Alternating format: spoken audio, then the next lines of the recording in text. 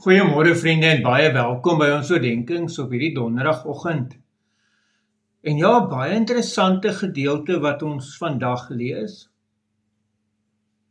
Jy sal ook in sekere kontekste lees dat daar's baie geleerdes wat sê hierdie was eintlik nie deel van die oorspronklike teks van Johannes nie. Maar is blykbaar iewers later ingevoeg en wel dit lyk en pas presies by iets wat Jesus sou gedoen het en gesê het en daarom het hulle dit in die evangelie gehou. Jy moet maar self daaroor oordeel. Maar kom ons lees dit. Ons begin by hoofstuk 7 vers 53 wat jy elkeen het na sy eie huis teruggekeer en dan in hoofstuk 8 vers 1 maar Jesus het na die Olyfberg gegaan. Vroeg die oggend het hy weer by die tempelterrein aangekom. Die hele volk het na hom gekom en hy het gaan sit en hulle geleer. Die skrifkenners en die fariseërs bring toe 'n vrou wat op oorspel betrap is en laat haar in die middel staan. Hulle sê toe vir hom, meester, hierdie vrou is op heterdaad betrap, terwyl sy oorspel pleeg. In die wet het Moses ons beveel om sulke vroue te stenig. Maar wat sê u?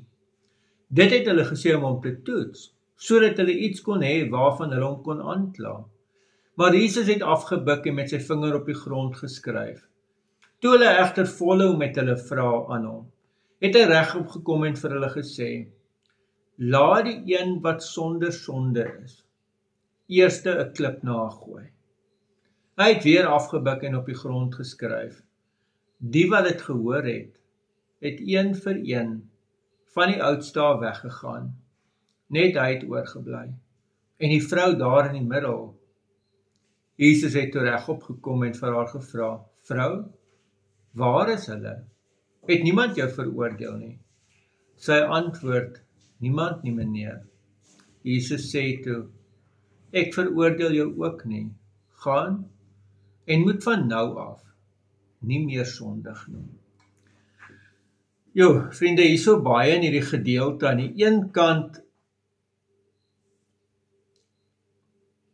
het ons die fariseërs, hierdie mense wat, en weer eens word hulle hart geopenbaar. Hulle het geen saak met wat eintlik gebeur het, hulle wil Jesus toets. Dis waaroor dit gaan, dis eintlik al waaroor dit vir hulle gaan. En dan sê hulle, die skrif sê, die vrou moet nou met klippe doodgegooi word. Dis nie heeltemal verkeerd nie, maar dis dan ook nie die volle waarheid nie, want ek dink nie dit was in daai tyd anders as nou nie, maar die vrou kan nie alleen oorspel gepleeg het nie. Daar moes dan 'n ander party ook gewees het, daar moes 'n man ook gewees het, waar is hy? Hy moes ook gebring gewees het. So, dit wys iets van, die dubbele standaarde, né? Aan die ander kant is Jesus, wat hulle eers ignoreer.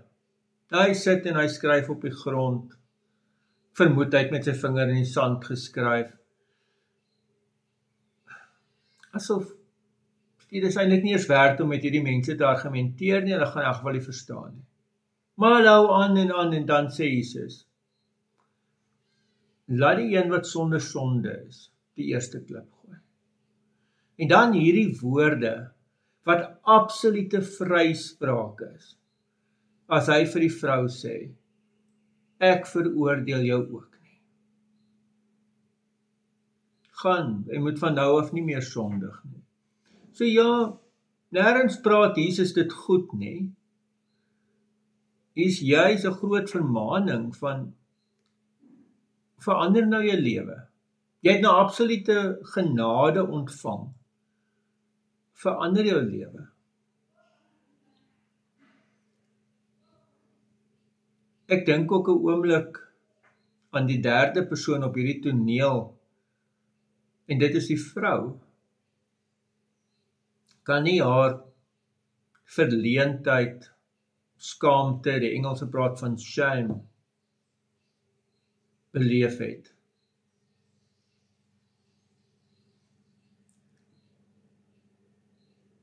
En Jesus stuur haar weg met 'n stuk vrede. Nee, sy was eintlik redelik seker dat sy gaan nou die doodsvonnis kry. In elk geval is 'n verskriklike vernedering. Hier word sy in die openbaar gesleep. Vir almal word gewys wat sy gedoen het. Haar sonde word hier voorop gestel.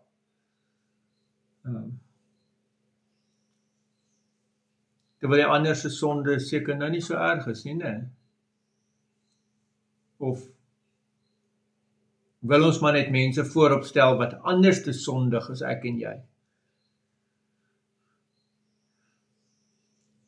Maar Jesus bring vir haar nog 'n kans. Hy herstel eintlik haar menswees. Hy stuur haar weg, nie in 'n sin van wegjaag nie, maar in 'n sin van vrede en seën. Gaan leef nou. En gaan in vrede. Jy gaan leef in 'n verhouding met God.